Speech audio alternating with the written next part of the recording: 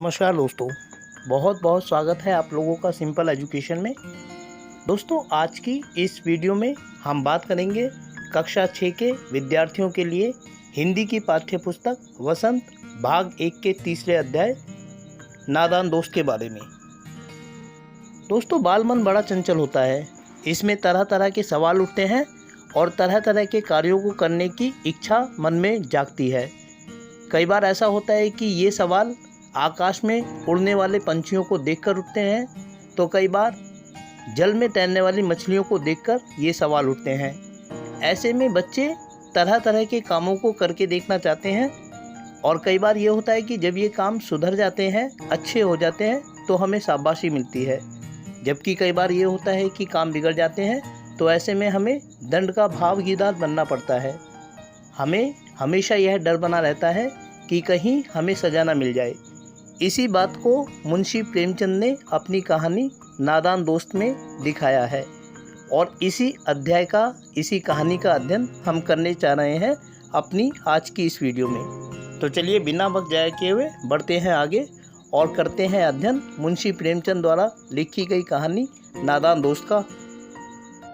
नादान दोस्त। दोस्तों, पृष्ठ के ऊपर आपको जो QR कोड दिख रहा है, यदि आप अपने फ़ोन से इसको स्कैन करें तो आप इस कहानी को डाउनलोड भी कर सकते हैं। फिलहाल हम इस कहानी का अध्ययन करते हैं नादान दोस्त। केशव के घर कार्निक्स के ऊपर एक चिड़िया ने अंडे दिए थे। केशव और उसकी बहन श्यामा दोनों बड़े ध्यान से चिड़िया को वहां आते जाते देखा करते। सवेरे दोनों आंखें मलते कार्निक्स के सामने पहुंच जाते और चिड़िया दोनों को वहां बैठा पाते। उनको देखने में दोनों बच्चों को ना मालूम क्या मज़ा मिलता। दूध और जलेबी की सुध भी ना रहती थी। दोनों के दिल में तरह तरह के सवाल उठते।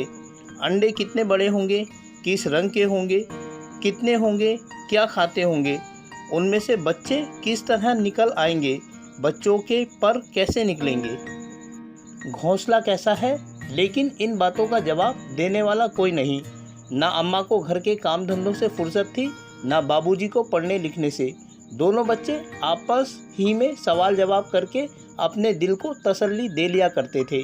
श्यामा कहती, क्यों भैया, बच्चे निकलकर फुर्र से उड़ जाएंगे। केशव विद्वानों जैसे गर्व से कहता, नहीं री पगली, पहले पर निकलेंगे, बगैर परों के बेचारे कैसे उड़ेंगे। श्यामा, बच्चों को क्या खिलाएगी बेचारी। केशव इस पेचीदा सवाल का जवाब कुछ ना दे सकता था। इस तरह 3-4 दिन गुजर गए। दोनों बच्चों की जिज्ञासा दिन दिन बढ़ती जाती थी। अंडों को देखने के लिए वे अधीर हो उठते थे। उन्होंने अनुमान लगाया कि अब जरूर बच्चे निकल आए होंगे। बच्चों के चारे का सवाल अब उनके सामने आ खड़ा हुआ। चिड़िया बेचारी इतना दाना कहाँ पाएगी कि सारे बच्चों का पेट भरे। गरीब भूखे बच्चे मारे चू चू करके मर जाएंगे। इस मुसीबत का अंदाजा करके दोनों घबरा उठे। दोनों ने फैसला किया कि कॉर्निक्स पर थोड़ा सा दाना रख दिया जाए। श्यामा खुश होकर बोली, तब तो चिड़ियों को चारे के लिए कहीं उड़कर ना जाना पड़ेगा ना। केशव, नहीं, तब क्यों जाएगी। श्यामा, क्यों भैया, बच्चों को धूप ना लगती होगी। केशव का ध्यान इस तकलीफ की तरह ना गया था। बोला, जरूर तकलीफ हो रही होगी, बेचारे प्यास के मारे तड़पते होंगे, ऊपर छाया भी तो कोई नहीं। आखिर यही फैसला हुआ कि घोंसले के ऊपर कपड़े की छत भी बना देनी चाहिए। पानी की प्याली और थोड़े से चावल रख देने का प्रस्ताव भी स्वीकृत हो गया। दोनों बच्चे बड़े चाव से काम करने लगे। श्यामा माँ की आंख बचाकर मटके से चावल निकाल लाई। केशव ने पत्थर की प्याली का तेल चुपके से जमीन पर गिरा दिया और उसे खूब साफ करके उसमें पानी भरा। अब चांदनी के लिए कपड़ा कहाँ से आए, फिर ऊपर बगैर छड़ियों के कपड़ा ठहरेगा कैसे और छड़ियाँ खड़ी कैसे होंगी। केशव बड़ी देर तक इसी उधेड़-बुन में रहा। आखिरकार उसने यह मुश्किल भी हल कर दी।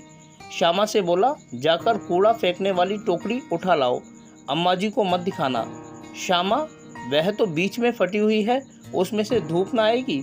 केशव ने झुंझलाकर कहा, तू टोकरी तो ला, मैं उसका सुराख बंद करने की कोई हिकमत निकालूंगा। श्यामा दौड़कर टोकरी उठा लाई। केशव ने उसके सुराख में थोड़ा सा कागज ठूस दिया और तब टोकरी को एक टहनी से टिकाकर बोला, देख, ऐसे ही घोंसले पर उसकी आड़ कर दूंगा, तब कैसे धूप जाएगी। श्यामा ने दिल में सोचा, भैया कितने चालाक हैं। गर्मी के दिन थे, बाबूजी दफ्तर गए हुए थे। अम्मा दोनों बच्चों को कमरे में सुलाकर खुद सो गई थी, लेकिन बच्चों की आंखों में आज नींद कहाँ।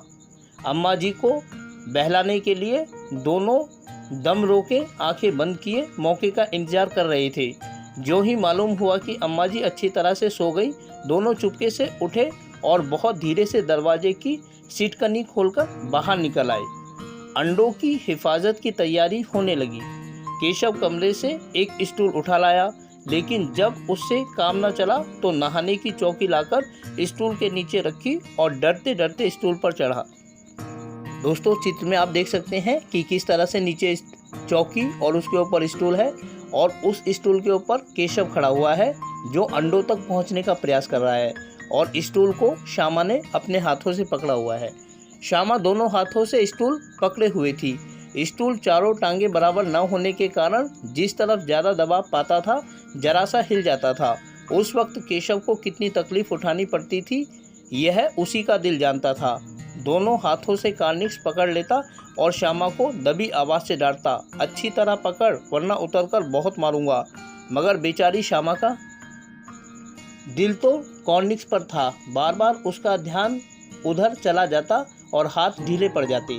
केशव ने जो ही कॉर्निक्स पर हाथ रखा, दोनों चिड़िया उड़ गई।